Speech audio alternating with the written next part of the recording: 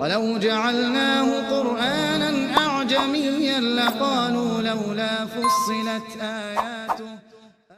السلام علیکم ناظرین، آپ دیکھ رہے ہیں دارل وحی انسٹیٹیوٹ۔ میں ہوں محمد اویس، مرصد کر خواب محمدی صاحب موجود ہیں۔ کر صاحب سے آج ہم کوشچن کریں گے۔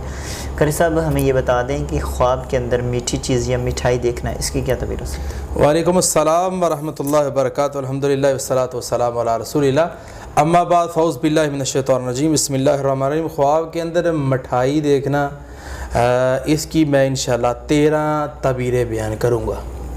مزید سمجھنے کے لیے آپ مینشن نیچے نمبر ہے، وہاں سے بھی رابطہ کر سکتے ہیں۔ سب سے پہلی تعبیر اس کی یہ ہے کہ اللہ پاک اس بندے کو اخلاص عطا فرمائیں گے۔ دوسری تعبیر یہ ہے کہ اگر کوئی قیدی ہے اس کا تو وہ رہا ہو جائے گا۔ تیسری تعبیر اس کی یہ ہے کہ اگر کوئی آنے والا ہے یا مسافر کی یعنی کہ آمد ہے، مسافر کوئی آنے والا ہے۔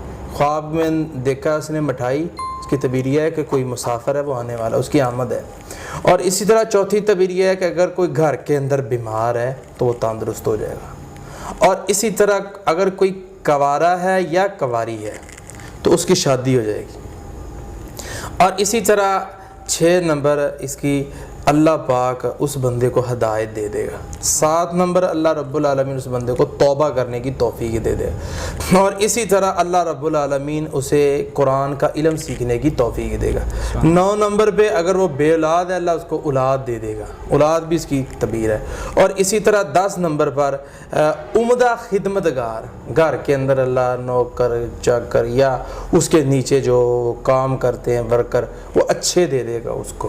یہ بھی اس کی تعبیر ہے، یہ اہم بات ہے جو میں یہ بتا رہا ہوں۔ اور اسی طرح اللہ اسے رزق حلال سے نوازے گا۔